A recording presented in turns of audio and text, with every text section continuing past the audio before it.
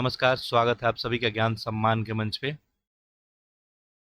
तो 69 BPSC prelims को target करते हुए हम लोग टेस्ट सीरीज देख रहे थे और इस क्रम में यदि बात करें तो हम लोग सबसे पहले परफेक्शन आईएएस से 2 टेस्ट देख चुके हैं। इसके अलावा जो है आस्था आईएएस से टोटल हम लोग 5 टेस्ट देख चुके हैं।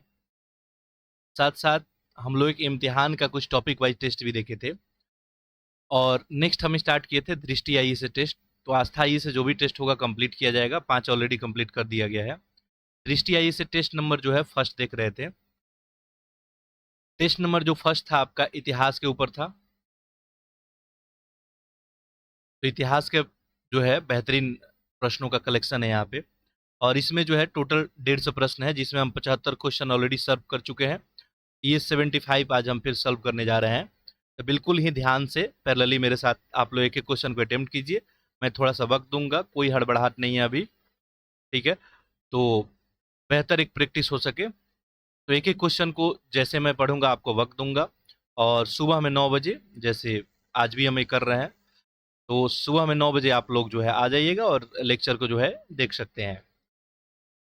चलिए, इसके अलावा बीपीएससी के लिए जो है मेंटरशिप प्रोग्राम यहाँ पे चल रहा है कुछ दिनों से, ठीक है। वहाँ पे जो है अभी एनिसेंट इंडिया कंप्लीट हो गया आपका, उसमें डेली टेस्ट वगैरह, उसके अलावा जो है डेली आपको एक टॉपिक दिया जाता है और डेली टेस्ट लिया जाता है। तो वो जो है चल रहा है और उस सारा कुछ जो है बिल्कुल ही फ्री ऑफ कॉस्ट चल रहा है। इसके अलावा पैरेलली आरओ के लिए भी हम प्रैक्टिस कर रहे हैं और आरओ यूपीएससी 2024 यूपीपीसीएस सब के लिए यहाँ पे जो है मेंटरशिप प्रोग्राम भी आपको चलाया जा रहा है। चलिए, बाकी पीडीएफ वगैरह के लिए टेलीग्राम आप ग्रुप ज्वाइन कर लेंगे। अभी कुछ दिनों से पीडीएफ थोड़ा अपडेट नहीं हुआ है बट हम जल्द ही अपडेट कर देंगे सारा पीडीएफ।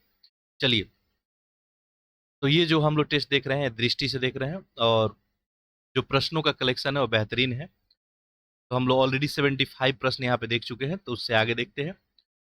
तो आपके पास यदि ओएमआर सीट है तो ओएमआर सीट ले लें, नहीं तो कोई पेपर पेन ले ले और एक एक प्रश्न को सॉल्व करें, ठीक है। देखिए, पहला प्रश्न, भारत के इतिहास के निम्नलिखित घटनाओं के पूर्व समय से आरंभ समय करते हुए कालक्रम अनुसार व्यवस्थित कीजिए। यानी आपको जो है इसमें सीक्वेंस लगाना है, पहले कौन घटना घटी उसके बाद कौन घटना घटी, ठीक है। ठीक है, तो इसका आप लोग आंसर कीजिए। देखिए यहाँ पे सबसे पहले आपको बारदोली में किसान आंदोलन, ठीक है। ये बारदोली का किसान आंदोलन है। महात्मा गांधी का नोआखाली का दौरा और गांधी इरविन पैक्ट है और दूसरा गोलमेज सम्मेलन, ठीक है। अच्छा प्रश्न है। देखिए, बारदोली का जो किसान आंदोलन हुआ था गांधी जी का, वो कब हुआ था? 1928 में हुआ था। नेक्स्ट देखेंगे तो महात्मा गांधी का जो नोआखाली वाली बात थी ये आपको 1946 में, और गांधी इरविन पैक्ट जो है ये आपको पहले होता है, फिर गोलमेज सम्मेलन में पार्टिसिपेशन होता है कांग्रेस की ओर से। तो ये जो होता है 1931 में होता है, लेकिन ये कब होता है? मार्च में, ठीक है। और दूसरा गोलमेज सम्मेलन आपका होता है दिसंबर में, ठीक है। तो ये 1931 में ही होता है लेकिन दिसंबर में होता है, ठीक है। अब आप सीक्वेंस यहाँ पे लगा सकते हैं आप लोग, ठीक है। आंसर की कर लिए होंगे। देखिए, इसमें सबसे पहले घटना कौन घटित हो रही है, ध्यान देंगे तो सबसे पहले 1928 वाली बारदोली वाला, तो एक हो जाएगा। फिर इसके बाद आपका क्या होगा? 3 बनेगा। इसके बाद फिर क्या होगा? 4 और लास्ट में हो जाएगा आपका 2। आप लोग आंसर कर लिए होंगे, ऑप्शन ए इसका सही होगा, ठीक है। देखिए, महात्मा गांधी जो है दक्षिण अफ्रीका से कब आते हैं भारत? 1915 में आते हैं। फिर जो है सबसे पहला उनका जो सत्याग्रह होता है भारत में वो कौन सा होता है? चंपारण सत्याग्रह। कब होता है चंपारण? 1917 में, ठीक है। 1918 में महात्मा गांधी का एक और मूवमेंट होता है जिसे हम खेड़ा किसान आंदोलन के नाम से जानते हैं। वो श्रमिकों के लिए आंदोलन था आपका। फिर 1919 में जो है आपका रॉलेट एक्ट आता है, ठीक है। फिर गांधी जी 1921 में क्या करते हैं? आपको 1920 से 22 में आपका जो है देखेंगे तो असहयोग आंदोलन आपको देखने को मिलेगा, ठीक है। उसके बाद 1928 में भी हम लोग बात किए बारदोली, ठीक है। और 1929 में देखेंगे तो जो आपका लाहौर में जो है कांग्रेस के लक्ष्य को लेकर पूर्ण स्वराज का बात रखा गया था। कब? 1929 में, ठीक है। ये सब फैक्ट थोड़ा ध्यान रखेंगे, आगे आपसे जो है एग्जाम में पूछा जाएगा। चलिए, अगला प्रश्न देखते हैं, प्रश्न संख्या 77। यहाँ पूछा गया है कि निम्नलिखित में से किस एक्ट ने ईस्ट इंडिया कंपनी की शक्तियों को ब्रिटिश क्राउन को हस्तांतरित कर दिया? आसान सा प्रश्न है, ठीक है, आंसर करें। देखिए इसका सही आंसर क्या हो जाएगा आपका? ऑप्शन डी, भारत शासन अधिनियम 1858। देखिए एक्चुअली हुआ क्या, 1857 सिपाही विद्रोह हुआ, ठीक है, और सिपाही विद्रोह होने के बाद ईस्ट इंडिया कंपनी के प्रति लोगों की नाराजगी थी, और ऐसे में जो है ब्रिटिश क्राउन के द्वारा जो है 1858 में भारत शासन अधिनियम लेके आया गया, ठीक है, कि भारतीय लोगों को लगने लगे कि अब जो है सब कुछ अच्छा हो जाएगा, और शासन किसके हाथों में चला गया? ब्रिटिश क्राउन के हाथ में। ऐसे आपका ऑप्शन सही कौन सा हो जाएगा? डी। चलिए अगला देखिए। 13वीं शताब्दी के दौरान मेहनाज ए सिराज ने हिंदुस्तान शब्द का प्रयोग किया था, वो हिंदुस्तान कौन सा था? अच्छा प्रश्न है, आंसर करें। देखिए मगध के आसपास के क्षेत्र के लिए हिंदुस्तान शब्द प्रयोग किया गया था, पंजाब हरियाणा के क्षेत्र और गंगा तथा यमुना के बीच के भूमि के लिए, भारत के प्रायद्वीपीय भागों के लिए उपरोक्त में से एक से अधिक या कोई नहीं। देखिए ये ऑप्शन की जहां तक बात है, हो सकता है बीपीएससी में आपको ऑप्शन डी में ऐसा देखने को मिले, उपयुक्त में से एक से अधिक स्लैश उपयुक्त में से कोई नहीं, ठीक है, अभी किसी को पता नहीं है, बट ऑप्शन जो है अनुमान है कि 4 ही ऑप्शन रहने का है, ठीक है। देखिए यहाँ पे सही आंसर जो है क्या हो जाएगा? ऑप्शन बी, पंजाब हरियाणा के क्षेत्र और गंगा तथा यमुना के बीच के भूमि के लिए प्रयोग किया गया था मेहनाज ए सिराज, ठीक है, क्लियर है। तो मेहनाज ए सिराज में सॉरी हिंदुस्तान जो शब्द प्रयोग किया गया था वो इसी के लिए किया गया था। अब मेहनाज ए सिराज जो है 13वीं शताब्दी के समय के बारे में आपको भारत के बारे में बताएगा ये, और ये फारसी लेखक थे आपको, और इन्हीं के द्वारा जो है ये पुस्तक लिखा गया था। चलिए, और ये पुस्तक जब आप पढ़ेंगे तो उस समय की आपको राजनीति स्थिति के बारे में पता चलेगा कि दिल्ली सल्तनत में दिल्ली की क्या स्थिति थी, ये सब उसमें आपको बताया जाएगा। अगला देखिए, भारतीय पुरातत्विक सर्वेक्षण के पहले महानिदेशक कौन थे? ठीक है, यहाँ पे अलेक्जेंडर कनिंघम है, मार्शल है, हेस्टिंग्स है। आंसर आप लोग कीजिए, आसान सा प्रश्न है। देखिए सही आंसर इसका क्या हो जाएगा? Option A, Alexander Cunningham. 1875 में देखेंगे तो भारतीय पुरातत्व सर्वेक्षक के पहले जनरल जो है अलेक्जेंडर कनिंघम, ठीक है, और इन्हीं को जो है भारतीय पुरातत्व का जनक भी कहा जाता है। ठीक, चलिए अगला प्रश्न देखिए। भारतीय रिजर्व बैंक ने ब्लैक स्वान की बात की है, आंसर करें इसका।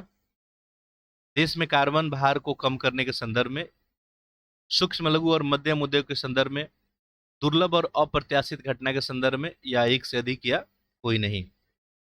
देखिए ये जो ब्लैक स्वान टर्म यूज किया गया है किसके लिए किया गया है? यहाँ पे ऑप्शन क्या हो जाएगा आपका? सी सही हो जाएगा।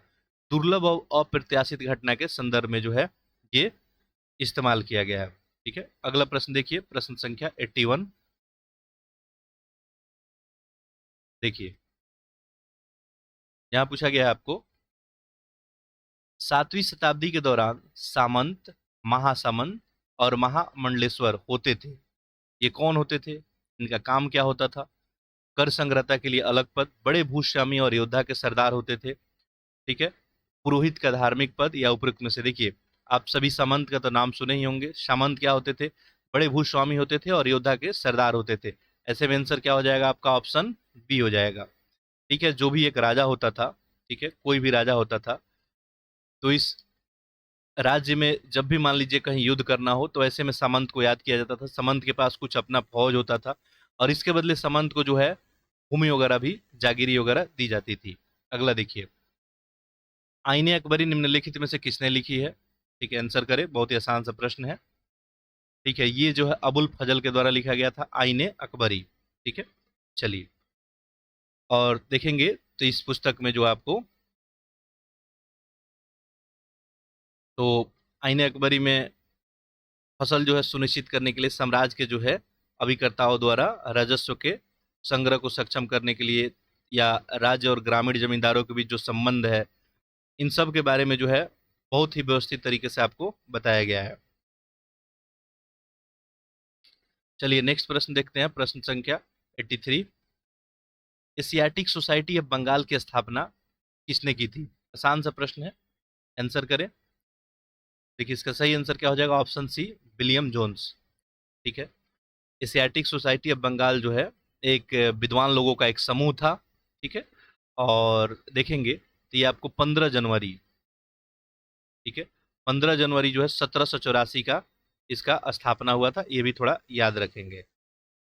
ठीक है। और विलियम जोन्स जो है प्राच्यवादी अध्ययन के लिए प्रोत्साहन करने के लिए ऐसा कुछ जो है यहाँ पे लेके आए थे, इतना बात आप याद रखेंगे। चलिए, अच्छा एक प्रश्न कहीं और आपसे पूछा जाए कि एशियाटिक सोसाइटी ऑफ बंगाल की जब स्थापना हो रही थी, ठीक है, तो उस समय जो है गवर्नर कौन था? अगर पूछा जाए तो उस समय गवर्नर कौन कौन होंगे? अब देखिए 1784 में घटना हुआ है, ठीक है। 1772 से लेके और 85 तक जो है गवर्नर कौन रहे हैं आपको? Warren Hastings. ठीक है। चलिए आगे देखते हैं। निम्नलिखित में से किसे जो है वंदे मातरम आंदोलन के रूप में भी जाना जाता है? आंसर करें। देखिए असहयोग आंदोलन है, सविना अवज्ञा है, स्वदेशी है, भारत छोड़ो आंदोलन है। यहाँ पे सही ऑप्शन क्या हो जाएगा आपको? ऑप्शन सी, स्वदेशी आंदोलन। स्वदेशी आंदोलन को जो है वंदे मातरम के रूप में भी जाना जाता है। चलिए नेक्स्ट देखते हैं 85। मुगल काल में जो है रैयत और मुजरियान शब्द का प्रयोग किया जाता था। देखिए व्यापारियों के लिए, भूस्वामियों के लिए, किसानी के लिए। देखिए किसानों के लिए किया जाता था। ऑप्शन क्या हो जाएगा? सही हो जाएगा। ठीक है।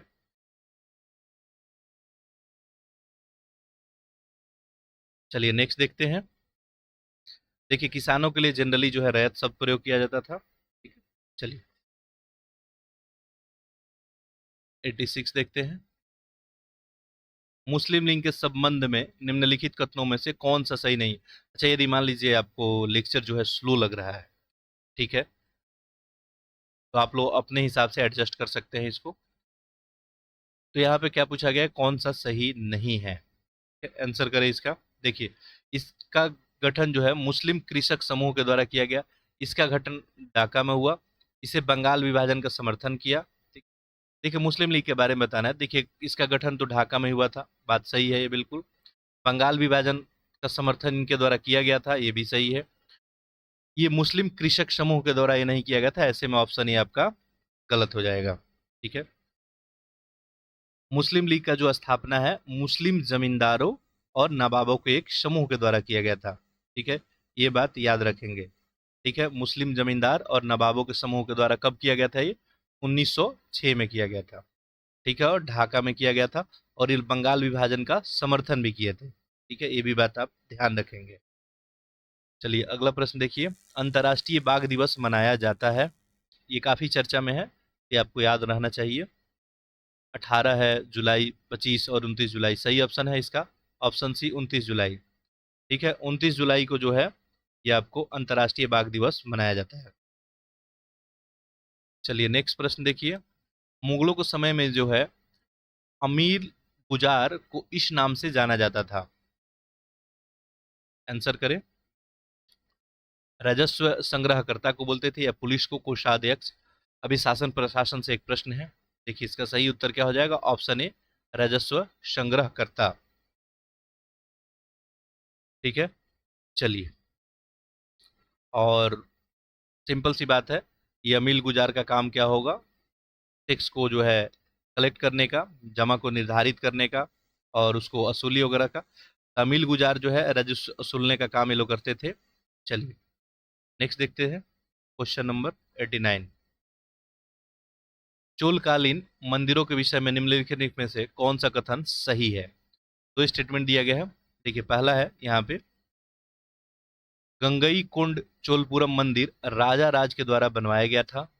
मंदिरों में कांस्य प्रतिमाएं नहीं मिली।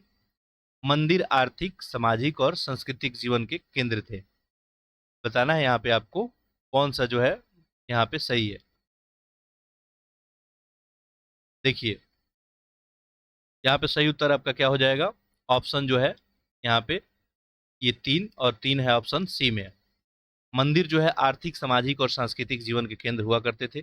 अच्छा, ये जो मंदिर है काफी फेमस है, जो गंगई कोंड चोलपुरम मंदिर, ये जो है राजा राज के द्वारा नहीं, ये राजेंद्र प्रथम के द्वारा बनाया गया था, याद रखेंगे। बहुत बार प्रश्न पूछा गया है ये। ठीक है, ये राजेंद्र प्रथम के द्वारा बनवाया गया था। चलिए, और जनरली देखेंगे आप तो गंगई कोंड जो चोलपुरम मंदिर है, ठीक है, ये राजेंद्र प्रथम के द्वारा आपको तंजाउर, ठीक है, तंजाउर में जो है ये आपको बड़े मंदिर स्थापत्य और मूर्ति के दृष्टि से एक चमत्कार ही था। ठीक है, चलिए।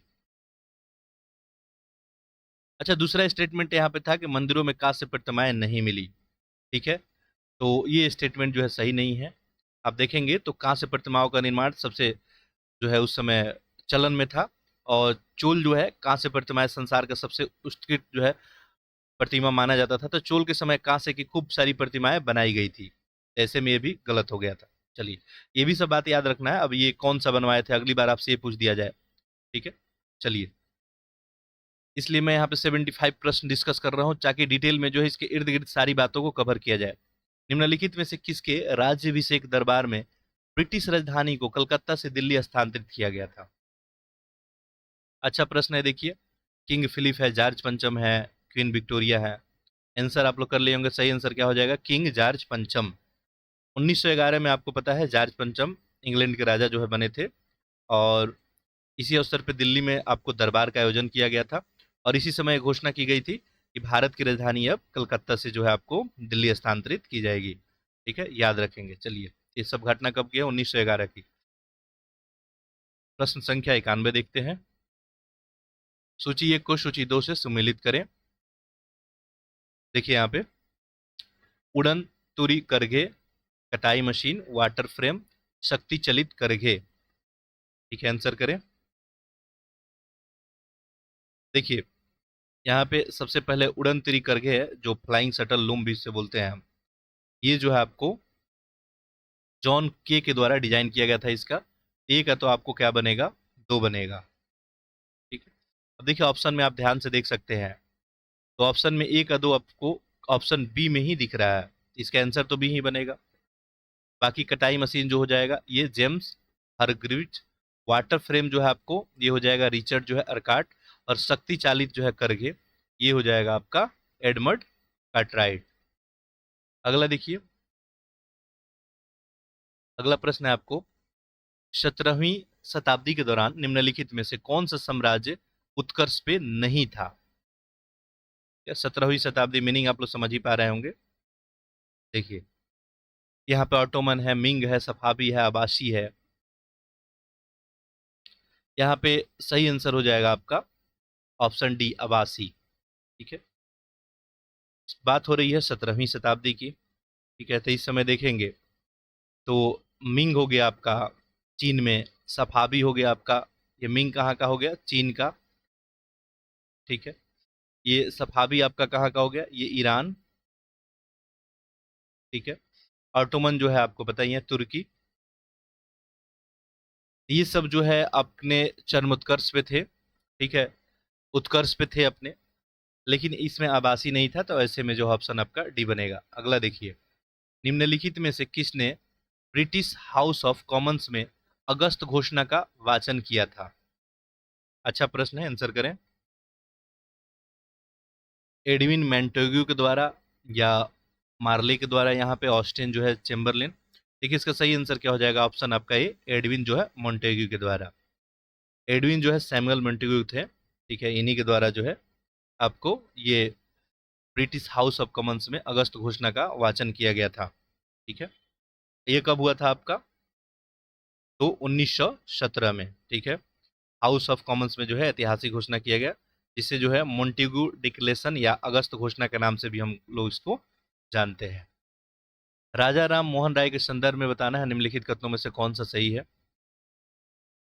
देखिए, तोहफुत उल मुआदिन उनकी पहली प्रकाशित रचना थी। उन्होंने मूर्ति पूजा और जातिगत जो कठोरता है उसके विरुद्ध अभियान चलाने के लिए कलकत्ता में आत्मीय सभा की स्थापना की। ब्रह्म समाज आधुनिक भारत में पहला बौद्धिक सुधार आंदोलन था। देखिए, यहाँ पे आंसर क्या हो जाएगा आपका? देखिए, एक से ज्यादा ऑप्शन सही हो रहा है, तो ऑप्शन क्या हो जाएगा? डी। तोहफुत उल मुआदिन जो है उनकी प्रकाशित जो है रचना थी, आपको पता ही है, देवताओं को एक उपहार। ठीक है, और ये 1803 में इनके द्वारा जो है रचना की गई थी। बाकी जो है मूर्ति पूजा और जातिगत जो कठोरता था उनके विरुद्ध भी अभियान किए। ठीक है, बौद्धिक सुधार भी था इनका ब्रह्म समाज। ऐसे में जो है एक से अधिक आपका ऑप्शन सही हो गया।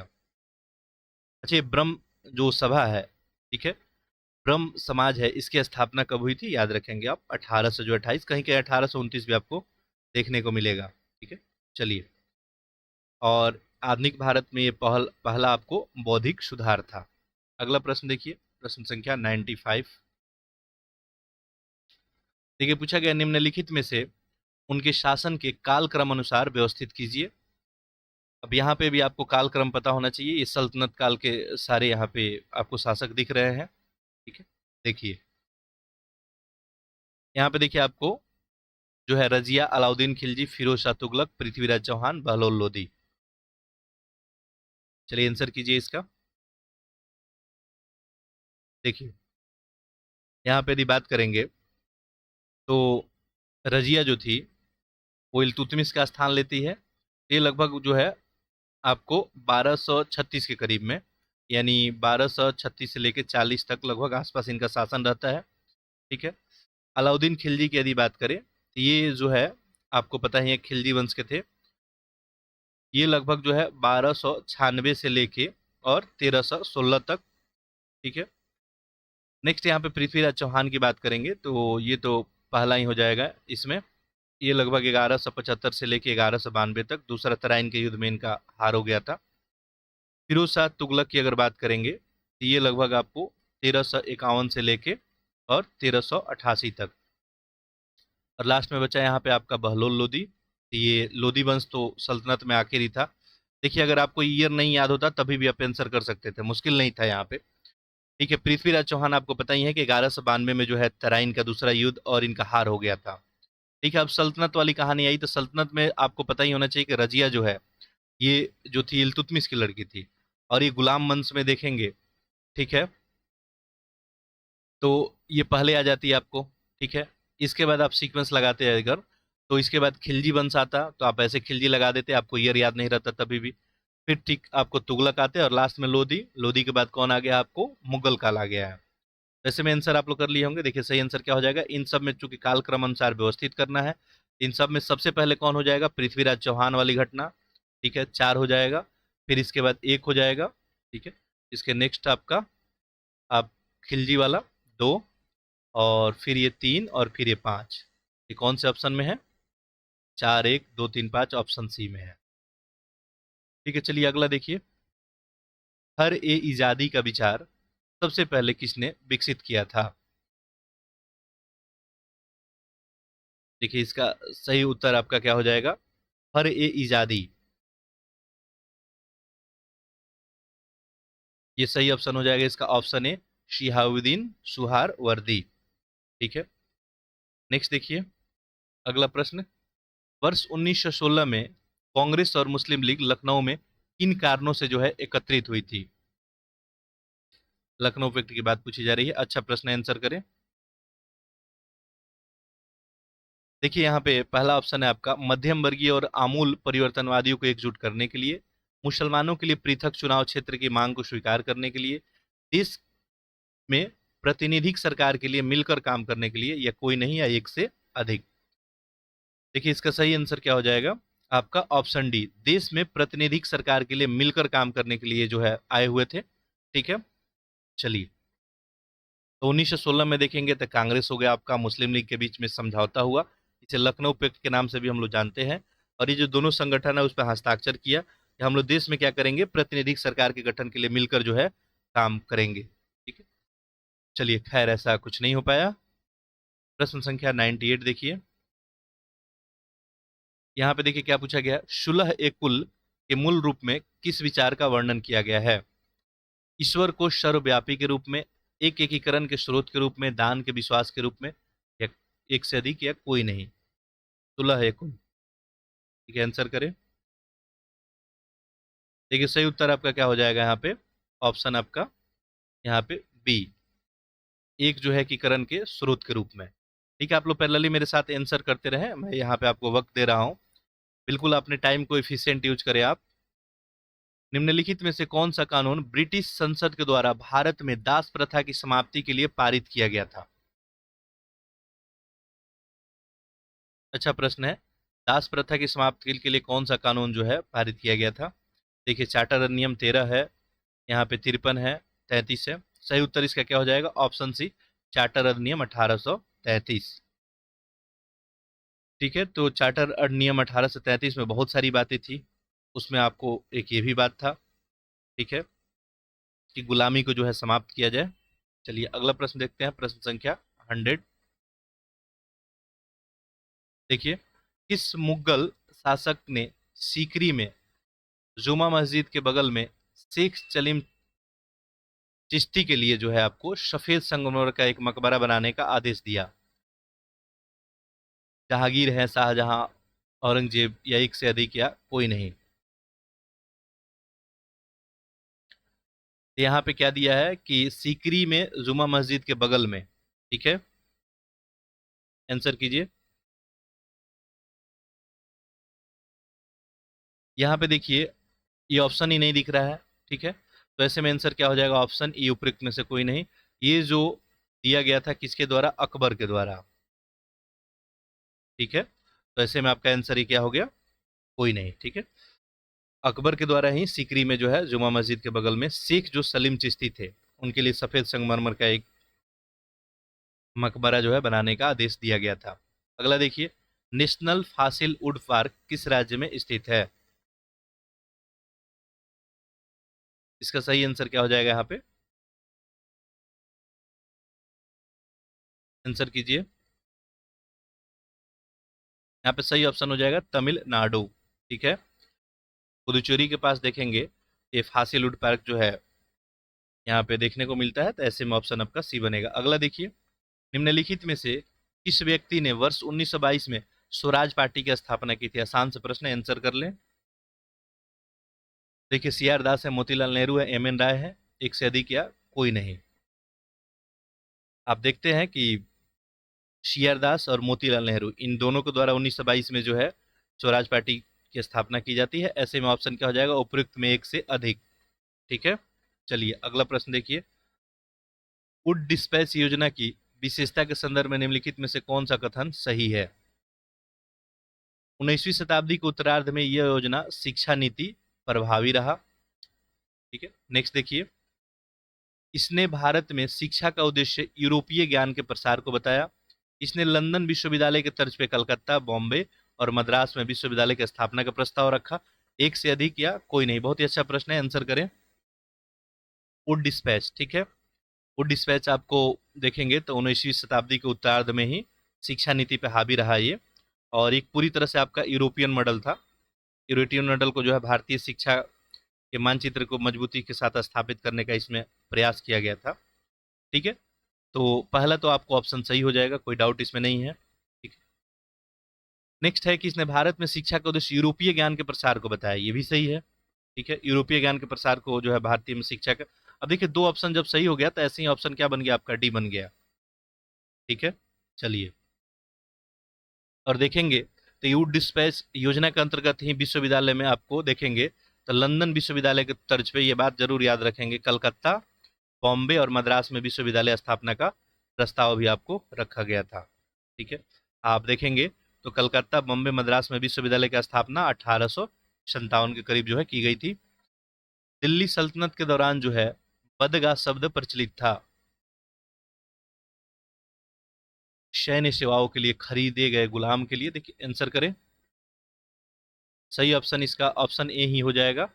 ये वदगा शब्द जो है सैन्य सेवाओं के लिए खरीदे गए गुलामों के लिए यूज किया जाता था, जो सैन्य सेवा में अपने विशेष गुलामों को जो है सूबेदार वगैरह भी लोग उस समय बनाते थे। ठीक है, और इन गुलामों को जो है फारसी में वदगा कहा जाता था। ठीक है, आगे देखिए, प्रश्न संख्या 105। 40 तस्लीम और जमी वोशी शब्द का शब्द निम्नलिखित में से जो है शब्दों का संबंध किससे है? शिक्षा से, अभिवादन से? ठीक है, देखिए आंसर कीजिए। 40 जो है तस्लीम और जमी बोझ, यानी जमी बोझ, बोसी कहने का मतलब जमीन को चूमना, और ये जो है अभिवादन से है। ठीक है, ऑप्शन बी हो जाएगा आपका। ठीक है, अगला देखिए, अधोगामी जो है निष्पंदन सिद्धांत प्रस्तावित किया गया था, इनके द्वारा? अधोगामी निष्पंदन सिद्धांत जो है इसको डाउनवर्ड फिल्ट्रेशन थ्योरी भी बोलते थे। ये जो है मैकाले के द्वारा, ऑप्शन क्या हो जाएगा यहाँ पे आपका, बी बन जाएगा। ठीक है, कुछ लोग को आप शिक्षा दे दीजिए, ठीक है, समाज में उच्च वर्गों को, और वो शिक्षा धीरे धीरे जो है जमीनी स्तर पे पहुंच जाएगी। यही था आपका अधोगामी सिद्धांत। खिलजी और तुगलक शासकों ने मुक्तियों की नियुक्ति की थी। आंसर कीजिए। धार्मिक ग्रंथ के अनुवाद करने के लिए, बलि हेतु पशुओं को वध करने के लिए, सैन्य अभियानों का नेतृत्व करना, और इसके अपने एकता कानून की व्यवस्था बनाए रखने के लिए। देखिए, खिलजी और तुगलक शासकों में देखेंगे, सेना नायक को भिन्न भिन्न आकार के क्षेत्रों में सूबेदार वगैरह नियुक्त जो है किया गया था। और मुक्तियों की अगर बात करें तो यहाँ पे ऑप्शन क्या हो जाएगा आपका, सी बन जाएगा। मुक्तियों का जनरली कर्तव्य क्या था, जो भी सैन्य अभियान है उसका नेतृत्व करे और अपने एकता में कानून जो है व्यवस्था बनाए रखना। अब एकता क्या होता था आपके दिमाग में आ रहा होगा। देखिए, जो भी पहले के सुल्तान हैं, उन्हीं के तर्ज पे खिलजी और जो तुगलक शासक हैं, सेना नायक को भिन्न भिन्न आकार क्षेत्रों में जो है सूबेदार के रूप में नियुक्त किए थे, और इन क्षेत्रों को जो है एकता कहा जाता था। ठीक है, और इनको संभालने वाले को क्या बोला जाता था, एकतादार या मुक्ति कहा जाता था। ये मुक्तियों का काम ही होता था कि सेना का अभियान का नेतृत्व करना, और जो इनके एकता में जो इनका क्षेत्र है वहाँ कानून व्यवस्था को बनाए रखना। निम्नलिखित सूफी संतों में से कौन से सबसे पहले ईश्वर में स्वयं को लीन करने का महत्व को सिखाने वाला था। देखिए, यहाँ पे सही आंसर आपका क्या हो जाएगा, ऑप्शन ए, बयाजीद बस्तमी। ठीक है, नेक्स्ट प्रश्न देखते हैं, प्रश्न संख्या 119।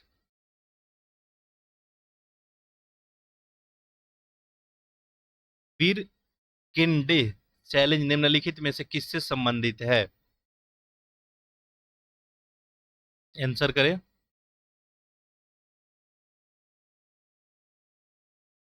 इसका सही आंसर क्या हो जाएगा, ऑप्शन ए, संविधान के निर्माण से। देखिए, वीर जो है किंडे चैलेंज 1925 में आपको हाउस ऑफ लॉर्ड्स में भारत के जो है तत्काल सचिव लॉर्ड जो है वीर केंडे, इन्हीं के द्वारा भारतीय नेतृत्व के लिए जो है दी गई एक चुनौती थी। और इसमें देखेंगे तो भारतीयों को अपने लिए एक संविधान निर्माण की चुनौती दी गई थी, कि उन्होंने, जिसे भारतीयों के प्रदर्शन के लिए एक अक्षम जो है कार्य माना गया कि ये लोग नहीं कर सकते हैं, और आप देखेंगे कि जो है स्वीकार किया गया और नेहरू रिपोर्ट आपको तैयार किया गया। ठीक है, आप अपना संविधान नहीं बना सकते हैं आप लोग। चलिए, सूर्यवंश ने कितने वर्ष तक जो है शासन किया था। शेरशाह सूरी की बात हो रही है यहाँ पे। ठीक है, तो उनके द्वारा इस वंश का स्थापना किया गया। देखिए, आंसर कीजिए, चूंकि ये बिहार स्पेशल एक आपके लिए हो गया, ये बिहार से जुड़े हुए हैं। ऑप्शन क्या हो जाएगा यहाँ पे आपका। देखिए, शेरशाह सूरी का बात करेंगे अगर, तो 1540 से लेके 1500 आपको 55 तक, यानी लगभग 15 वर्ष। ऑप्शन क्या हो जाएगा, बी हो जाएगा। ठीक है, चलिए नेक्स्ट देखते हैं, प्रश्न संख्या 111। निम्नलिखित में से कौन सा वर्ष 1945 के आजाद हिंद फौज के खिलाफ चलाए गए मुकदमों में बचाव पक्ष के अधिवक्ताओं में नहीं था।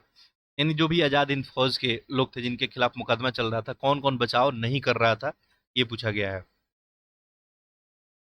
जवाहरलाल नेहरू, तेज बहादुर सप्रू, भूलाभाई देसाई, कोई नहीं, या एक से अधिक। देखिए, यहाँ पे ऑप्शन क्या बन जाएगा आपका, ऑप्शन ही, उपयुक्त में से कोई नहीं, क्योंकि सारे लोग पार्टिसिपेट यहाँ पे कर रहे थे बचाव में। ठीक है, भूलाभाई देसाई इसमें नेतृत्व कर रहे थे, और ये लोग जो है इनके सहयोगी थे। ठीक है, तो जवाहरलाल नेहरू हो गए, भूलाभाई देसाई हो गए, तेज बहादुर सप्रू हो गए, इनके अलावा भी आपको केन जो है काटजू हो गए। अगला देखिए, प्रश्न संख्या 112। बिल्कुल प्रश्नों को ध्यान से पढ़िए। हाल ही में सफेद प्याज को भौगोलिक संकेतक प्रमाणन जीआई टैग दिया गया है, ये किस राज्य से संबंधित है। सफेद प्याज, ये जो आपको महाराष्ट्र से संबंधित है। नेक्स्ट देखिए, प्रश्न संख्या 113।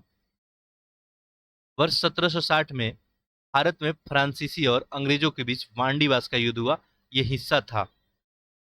देखिए, बहुत ही आसान सा प्रश्न है ये, बांडीवास का युद्ध, ये 1760 में आपको 22 जनवरी को हुआ था, फ्रांसीसी और अंग्रेजों के बीच। ये किसका हिस्सा था आपका, ये तृतीय कर्नाटक युद्ध का हिस्सा था। ठीक है, और इस पांडीवास के युद्ध में देखेंगे 1760 वाले में, ठीक है, तो अंग्रेज की तरफ से जो है आपको कोटे थे, जनरल आयरे कोटे, और फ्रांसीसी की तरफ से काउंट डी जो है लाली थे। इन्हीं के नेतृत्व में हुआ था, लेकिन इसमें फ्रांसीसी सेना जो है हार गई थी, ये भी बात याद रखेंगे। और जो है सप्तवर्षीय युद्ध का एक पार्ट था, जो आपको 1756 से जो है 63 तक जो चल रहा था, आपका तीसरा कर्नाटक का युद्ध, तो उसी के दौरान हुआ था ये। आसान सा प्रश्न था आपके लिए। चलिए अगला देखते हैं, 114। चौसा के युद्ध के बाद हुमायूं को गंगा पार करने में किसने मदद की थी? अच्छा प्रश्न है। देखिए, यहाँ पे अतउल्ला खान है, बहरीन खान है, निजाम है, एक से अधिक या कोई नहीं। ठीक है, यहाँ पे सही ऑप्शन क्या हो जाएगा आपका? निजाम। ठीक है। देखिए, चौसा का युद्ध हुआ, और उसके बाद देखेंगे एक जलवाहक जो था, वही जो है मुगल सम्राट जो दूसरे थे आपके हुमायूं, इनका जान बचाकर और भारत के इतिहास को बदलने में काफी इनका योगदान दिया। तो ये जलवाहक या भिश्ती जो था, निजाम ने अपना जो है बकरे की खाल का झोला और मस्त को फुलाया, और हुमायूं को जो है नदी पार कराने में वहां पे मदद किया था। याद रखेंगे। खैर, अगर उस समय नदी नहीं पार कर पाते, फिर ये मुगल काल का इतिहास नहीं बनता जो आपको आज पढ़ना होता है। ठीक है, कुछ और इतिहास होता। ठीक। अच्छा, ये बात याद रखेंगे कि निजाम को जो है फिर बाद में हुमायूं के द्वारा इस काम के लिए एक दिन के लिए आगरा का सिंहासन भी इनको प्रदान किया गया था। अगला देखिए, भारत में जो है ब्रिटिश शासन के दौरान होने वाली घटनाओं के सही काल क्रम अनुसार आप चयन कीजिए। एक अच्छा प्रश्न है, आंसर करें।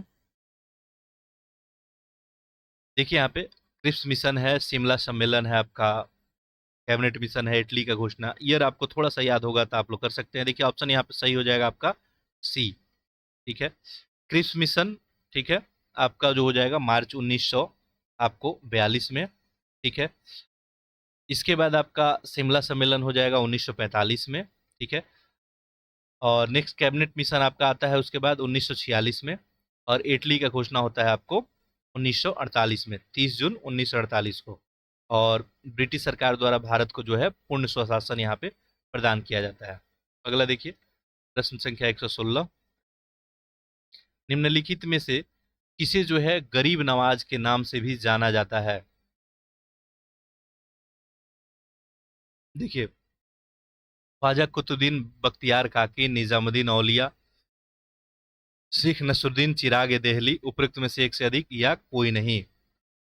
एक अच्छा प्रश्न, आंसर करें।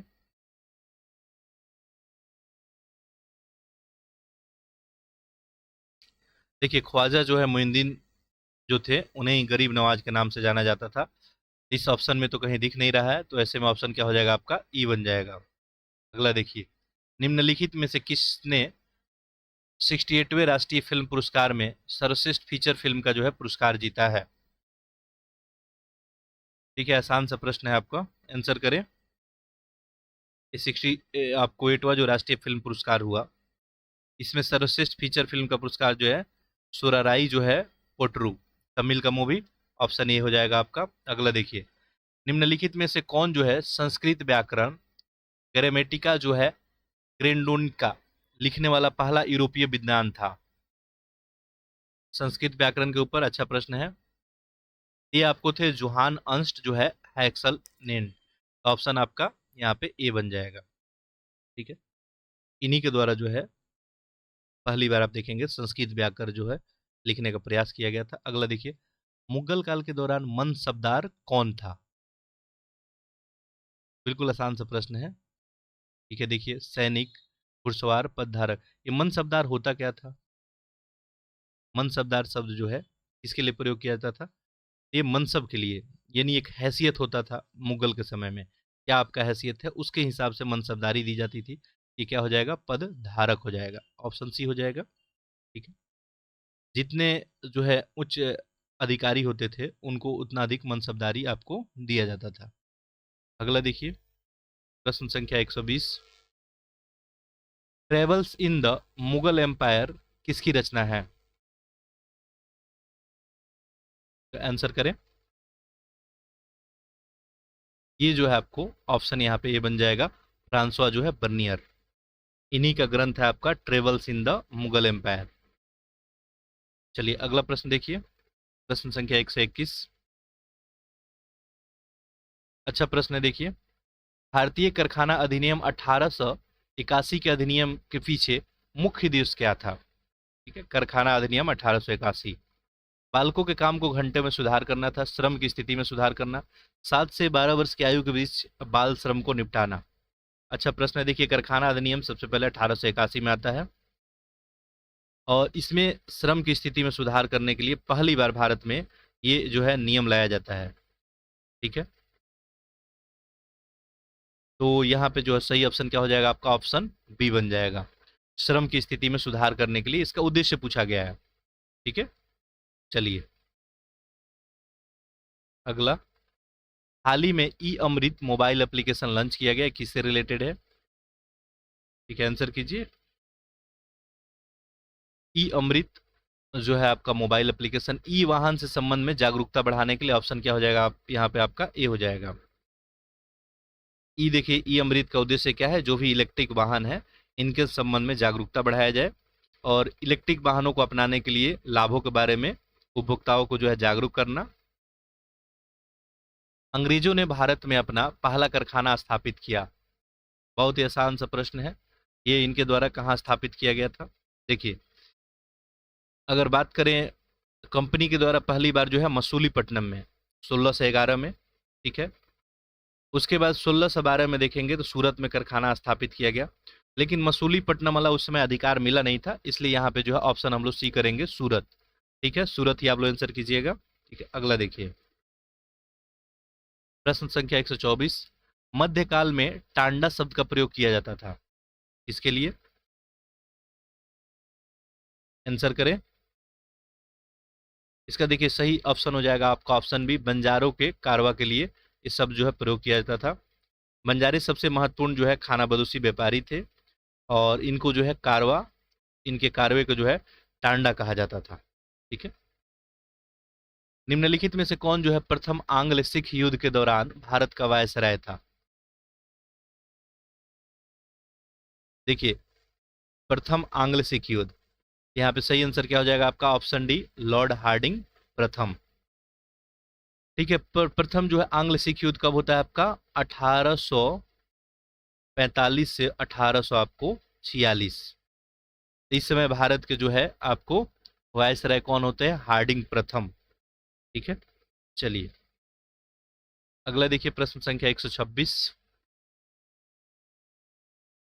ईस्ट इंडिया कंपनी ने किसके नेतृत्व में आर्काट पे कब्जा किया था? आंसर करें। सही ऑप्शन हो जाएगा ऑप्शन ए, रॉबर्ट क्लाइव। ठीक है, देखिए 1700 जो है 51 की घटना है। ठीक है, 31 अगस्त 1751 रॉबर्ट क्लाइव के नेतृत्व में जो है अंग्रेज ईस्ट इंडिया कंपनी जो है आर्काट, जो कर्नाटक है, यहाँ के नवाब थे आपको चंदा साहिब की राजधानी आर्काट पे जो है कब्जा कर लिया था। तो ये कर्नाटक के जो नवाब थे, ठीक है, कर्नाटक यानी आर्काट उस समय इसको बोला जाता था, और इसी के नवाब थे चंदा साहिब और उन राजधानी किसको बनाए थे? आर्काट का। चलिए नेक्स्ट देखते हैं, श्री जगन्नाथपुरी मंदिर का निर्माण करवाया गया। ठीक है, किन के द्वारा? बहुत ही, देखिए जगन्नाथपुरी मंदिर कहाँ पे है आपको पता होगा, उड़ीसा में है और इसका निर्माण जो है अनंत बर्मन जो है टुंडगंग देव के द्वारा, ऑप्शन आपका ए हो जाएगा। ठीक है, ये 12वीं शताब्दी में जो है समुद्र के किनारे भव्य मंदिर का निर्माण कराया गया था। अगला देखिए, बिहार के किन जिलों में तेल और प्राकृतिक गैस निगम ने पेट्रोलियम भंडार की खोज की मंजूरी दी है? ये जो है बिहार के समस्तीपुर और बक्सर जिले में, ऑप्शन आपका ए बन जाएगा। अगला देखिए, प्लासी के युद्ध ब्रिटिश ईस्ट इंडिया कंपनी और किसके बीच लड़ा गया? बहुत ही आसान सा प्रश्न है, सिराजुद्दौला एक तरफ थे और एक तरफ कौन थे? British east India company. Siraj के साथ जो है कुछ फ्रेंच टुकड़ी भी शामिल थी इसमें। खैर ये युद्ध नहीं था, एक साजिश था। अगला देखिए, पशुहली शब्द का सबसे अच्छा वर्णन किया जा सकता है? ठीक है, आंसर करें। यहाँ पे देखिए सही ऑप्शन हो जाएगा आपका ऑप्शन बी, एक लघु चित्र के रूप में। प्रश्न संख्या 131 देखिए, मैक्स मुल्लर के संदर्भ में निम्नलिखित में से कौन सा कथन सही है? अच्छा प्रश्न, आंसर करें। उन्होंने इंग्लैंड में उपलब्ध पांडुलिपि का उपयोग करते हुए संस्कृत में पूरा ऋग्वेद प्रकाशित किया। उन्होंने ब्रह्म समाज आंदोलन का समर्थन किया। उन्होंने फ्रांज बोप के सानिध्य में संस्कृत भाषा का शोध किया। एक से अधिक या कोई नहीं। देखिए पहला स्टेटमेंट यहाँ पे आपका क्या है, बिल्कुल सही, आप लोग आंसर कर लिए होंगे। ठीक है, इंग्लैंड में जो भी उपलब्ध पांडुलिपि थी उन्हीं का प्रयोग करते हुए आपको ऋग्वेद संस्कृत में प्रकाशित किया गया। ठीक है, साथ साथ जो है ये ब्रह्म समाज आंदोलन का समर्थन भी किया गया था उनके द्वारा। अगर दो ऑप्शन सही होता है तो ऑप्शन तो क्या बनेगा आपका, ऑप्शन डी बनेगा, एक से अधिक। आगे देखें, निम्नलिखित में से कौन सा राज्य जो है कनौज के त्रिपक्षीय संघर्ष में शामिल था? आंसर करें। देखिए कनौज का जो त्रिपक्षीय संघर्ष की बात करें तो इसमें तीन साम्राज्य थे आपको, पाल, प्रतिहार और राष्ट्रकूट। तो ऑप्शन क्या हो जाएगा, सी। निम्नलिखित में से कौन सा अनुदान बिहार सरकार के द्वारा टेक्सटाइल और लेदर पॉलिसी के तहत निवेशकों को दिया जाता है? अच्छा प्रश्न है, आंसर करें। देखिए ये जो कार्यक्रम था आपका 8 जून 2022 का था। ठीक है, पटना में जो अधिवेशन किया गया और वहीं पे निर्णय लिया गया। तो यहीं पे देखेंगे तो ये बिहार टेक्सटाइल और लेदर पॉलिसी कब आया, ये भी बात याद रखेंगे, 2022 की पॉलिसी है। और इसी में देखेंगे तो टेक्सटाइल और लेदर पॉलिसी में जो है पूंजीगत अनुदान, रोजगार अनुदान, विद्युत अनुदान, किराया अनुदान, पेटेंट अनुदान और कौशल विकास अनुदान समेत जो है अनुदान का प्रावधान किया गया। यहाँ पे देखिए पेटेंट अनुदान हो गया, किराया अनुदान हो गया, तो एक से अधिक सही हो जाएगा, ऑप्शन क्या बनेगा आपका, डी बन जाएगा। अगला देखिए प्रश्न संख्या 134, ईस्ट इंडिया कंपनी मलाबार तट से निम्नलिखित में से किस वस्तु का व्यापार जो है ये करती थी? देखिए बात पूछी गई है मलाबार तट की। ठीक है, इलायची है, काली मिर्च है, चाय है। तो यहाँ पे देखिए एक से अधिक ऑप्शन सही हो रहा है, तो ऑप्शन क्या बनेगा आपका, डी हो जाएगा। ये लोग जो है काली मिर्च और इलायची वगैरह का वहां से व्यापार करते थे।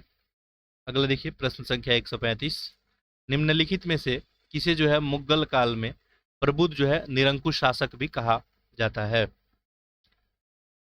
इसमें तो कोई शक नहीं है, अकबर ही हो जाएंगे, ऑप्शन सी हो जाएगा। ठीक है, ये धर्मनिरपेक्ष सम्राट थे। अगला देखिए 136, ब्रिटिश जो है उन्मूलनवादी आंदोलन किसने शुरू किया? ठीक है, आंसर करें। सही ऑप्शन क्या होगा आपका, ऑप्शन सी, विलियम जो है विल्बर फोर्स। ठीक है, इन्हीं के द्वारा जो है आपको ये नेतृत्व किया गया। अगला देखिए, रेगुलेटिंग एक्ट 1773 के तहत अपीलीय न्यायालय स्थापित किया गया था, कहाँ किया गया था? बहुत ही आसान सा प्रश्न है, ऑप्शन सी, कलकत्ता में। ठीक है, तो देखेंगे 1773 में सर्वोच्च न्यायालय की स्थापना की गई और कलकत्ता में एक अपीलीय न्यायालय स्थापना की गई थी। अगला देखिए, निम्नलिखित में से कौन सी बोली बिहार में नहीं बोली जाती है? देखिए यहाँ पे थारू है, सुरजापुरी है, वज्जिका है। यहाँ पे क्या पूछा गया, कौन सी बोली जो है नहीं बोली जाती है? ठीक है, ध्यान से पढ़ेंगे, आंसर करें इसका।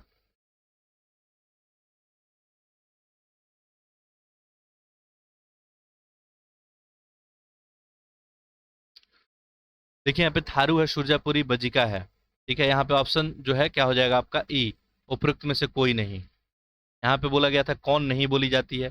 देखिए यहाँ पे अगर थारू की बात करें तो भोजपुरी और मैथिली के मेल से बनती है, ये बोली जाती है बिहार में। ठीक है, सुरजापुरी ये भी आपको बोली जो है बंगला, मैथिली और हिंदी का मेल है और ये भी बिहार में बोला जाता था, याद रखेंगे। ठीक है, और वज्जिका भी आपको, तो ऐसे में यहाँ पे ऑप्शन आपका ई बनेगा। बिहार राज्य में प्लग एंड प्ले पहल के संदर्भ में निम्नलिखित कथनों विचार कीजिए और उपयुक्त में से बताइए कौन सा कथन सही है। ठीक है, दो स्टेटमेंट है।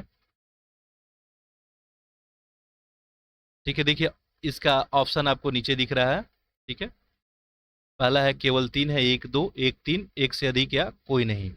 अच्छा प्रश्न है, आंसर करें। प्लग एंड प्ले पहल। पहला है कि इससे राज्य में औद्योगिक विकास को प्रगति होगी। 15 करोड़ रुपए की लागत से एक शेड का निर्माण किया जाएगा। इस योजना के तहत भागलपुर स्थित सहकारी कताई मिल परिसर में शेड का निर्माण किया जाएगा। देखिए, बिहार सरकार के द्वारा जो है राज्य में उद्योग को बढ़ावा देने के लिए प्लग एंड प्ले पहल स्टार्ट की गई थी। पहली बात, प्लग एंड प्ले जो है प्री फैब्रिकेटेड शेड का निर्माण जो इसमें किया जाएगा, और इसमें देखेंगे तो उद्यमी सिर्फ उपकरण लगाकर फैक्ट्री शुरू कर सकेंगे। ठीक है, और देखेंगे तो बिहार में औद्योगिक विकास की प्रगति होगी इससे, इस जो है पहल से। तो ये बात तो पहला था आपको सही है। ठीक है, 15 करोड़ की लागत से एक शेड का निर्माण जो है किया जाएगा, यानी सिंपल सी बात है, आपको उद्योग करना है, आप बस अपना उपकरण लगाएंगे और अपना उद्योग क्या कर सकते हैं, शुरू कर सकते हैं। अब 15 करोड़ रुपया लागत होगा तो दूसरा स्टेटमेंट भी आपको क्या हो गया, सही हो गया। ऐसे में आंसर जो है, देखिए क्या हो जाएगा आपका आंसर, यहाँ पे क्या बनेगा। ठीक है, देखिए, एक दो तो आपका सही हो गया। ठीक, तो एक से अधिक सही हो गया तो ऑप्शन क्या हो जाएगा आपका, डी बन जाएगा। चलिए अगला देखते हैं, 140। श्रीरंगपट्टनम के युद्ध के संदर्भ में निम्नलिखित में से कौन सा कथन सही है। यह अंग्रेज और मैसूर के शासकों के बीच पहला था संघर्ष। इस युद्ध में अंग्रेज पराजित हुए। युद्ध के पश्चात मैसूर वडियार शासकों के अधीन हो गए। आंसर करें, यहाँ पे सही ऑप्शन ऑप्शन सी हो जाएगा। युद्ध के बाद मैसूर वडियार शासकों के अधीन आ गया था। ठीक है, चलिए नेक्स्ट देखते हैं। ऐसे आप देखेंगे मैसूर और कंपनी के बीच 4 युद्ध होता है। मैसूर का पहला लड़ाई जो होता है, ठीक है, 1767 से 69 तक, 80 से 84 दूसरा, 90 से 92 और 99 में। आखिरी युद्ध आपको श्रीरंगपट्टनम के युद्ध के नाम से भी आपको जाना जाता है, और इसमें कंपनी की जीत हासिल हुई, और उसके बाद युद्ध के बाद ये मैसूर जो है वडियार शासक के एक छोटे से नन्हे से बालक के अधीन कर दिया गया। ठीक है, चलिए अगला देखिए, आंग्ल मराठा युद्ध के संदर्भ में निम्नलिखित में से कौन सा सही है। सालबाई की संधि तीसरे युद्ध के परिणाम थी। द्वितीय युद्ध में अंग्रेज को विजय हासिल हुई थी। अंतिम युद्ध में पेशवा को विट्टूर भेजा गया था। देखिए बहुत ही अच्छा प्रश्न है, ठीक है, मराठों को लेके। ठीक, देखिए ये देखेंगे, अंतिम युद्ध पे पेशवा को बिट्टूर भेजा गया था, तो ये स्टेटमेंट क्या है, आपको सही आंसर आप लोग कर लिए होंगे। द्वितीय जो युद्ध हुआ था आपका आंग मराठा युद्ध, ये कब हुआ था, 1803 से 5 में। और इसमें देखा जाए तो अंग्रेज जो है उड़ीसा, आगरा और दिल्ली सहित यमुना का उत्तरवर्ती क्षेत्र पे कब्जा कर लिए थे। इसको भी सही माना जाएगा, विजय हो गए थे ये लोग। ठीक है, तो ऐसे में ऑप्शन क्या बन जाएगा आपका, ऑप्शन आपका डी बन जाएगा, एक से अधिक। ठीक है, नेक्स्ट देखिए, प्रश्न संख्या 142। बिहार के किस जिलों को अपना पहला अस्थाई ट्रैफिक पार्क मिलेगा। ठीक है, तो ये ऑप्शन सही हो जाएगा आपका, ऑप्शन सी पटना। ठीक है, नेक्स्ट देखिए, एनएफएसए 2022 में राज्य रैंकिंग सूचकांक में बिहार का स्थान क्या है। जो 2022 की रैंकिंग है इसके बारे में पूछा जा रहा है। ठीक है, तो बिहार का स्थान इसमें 7वां। ठीक है, याद रखेंगे, पूरे देश में बिहार का स्थान क्या रहा। अच्छा, पहला स्थान इसमें किसको रहा, तो ये उड़ीसा को रहा, ये भी बात थोड़ा सा ध्यान रखेंगे। चलिए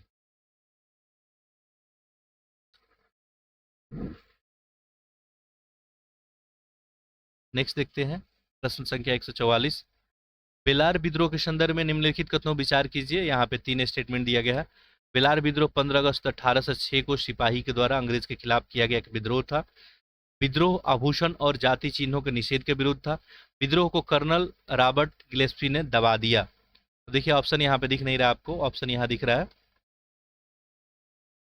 ठीक है, केवल एक, दो है, तीन है, या एक से अधिक। देखिए यहाँ पे एक से अधिक स्टेटमेंट सही है, तो ऐसे में ऑप्शन क्या हो जाएगा आपका, डी बन जाएगा। ठीक है, देखिए बेलार का जो विद्रोह हुआ, सिपाही विद्रोह आपका 10 जुलाई जो है, याद रखेंगे, कब हुआ था, 1806 में। 1806 में जो है सिपाही विद्रोह हुआ है बेलार वाला। और ये विद्रोह जो है काफी हद तक जो है काफी व्यापक रहा था, लेकिन लास्ट में देखेंगे तो ये विद्रोह को जो है दमन भी कर दिया गया था। और वहां पे जो कर्नल थे आपको रॉबर्ट गिलेस्पी। ठीक है, चलिए नेक्स्ट देखिए, बिहार के किस जिले को अपनी पहली क्लाइमेट चेंज लर्निंग लैब मिला है। देखिए गया है, नालंदा है, मुजफ्फरपुर, कोई नहीं है, एक से अधिक। बिहार में क्लाइमेट चेंज अगर लर्निंग की बात करेंगे तो ये जो है पटना को मिला है।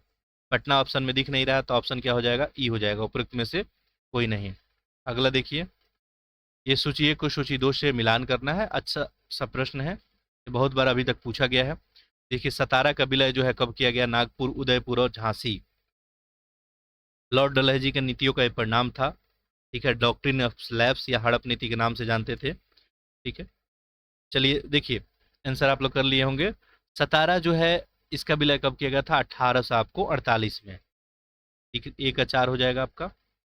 ठीक है, इसके बाद संबलपुर का किया गया था आपको 1800 जो है आपको 50 में। ठीक है, आप ऑप्शन देख सकते हैं, आप लोग आंसर कर सकते हैं। ठीक है, देखिए, तो यहाँ पे जो है आपको सतारा का विलय जैसे मैं बता रहा था 1848 में। ठीक है, संबलपुर जो 1850 में, उदयपुर आपको 1852 में। ठीक है, तो 52 भी दिख रहा है यहाँ पे, ये तो 2 हो जाएगा।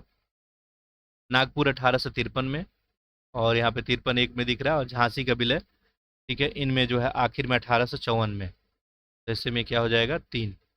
आंसर आपका यहाँ पे क्या बन जाएगा, 4123। 4123 ऑप्शन जो है आपको बी में दिख रहा है, तो आपका आंसर क्या हो जाएगा, बी। अगला देखिए, बिहार औद्योगिक क्षेत्र विकास प्राधिकरण ने औद्योगिक विकास हेतु कितना प्रतिशत छूट देने का निर्णय लिया है। तो बिहार औद्योगिक क्षेत्र विकास प्राधिकरण यानी बात किसकी हो रही है, बियडा की।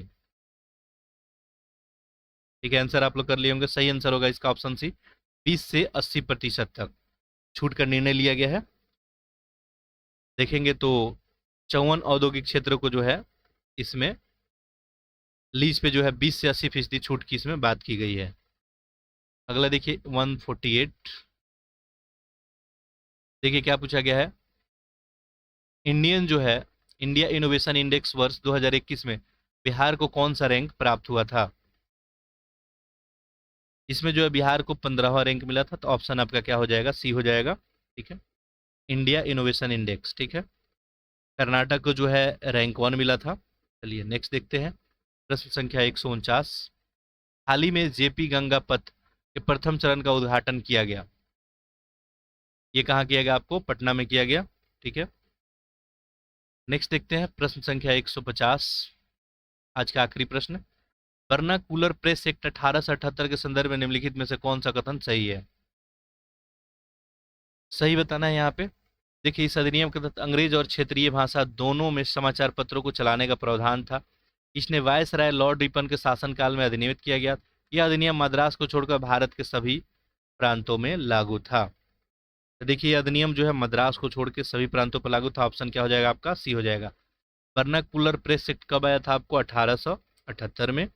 ठीक है, लॉर्ड लिटन के काल में यह अधिनियम आया था, ये भी बात ध्यान रखेंगे। और अंग्रेजी अखबारों को जो है इस अधिनियम से बाहर रखा था, ये भी बात ध्यान रखेंगे। जो भी अंग्रेजी पेपर होगा उसको इस अधिनियम से बाहर रखा गया था।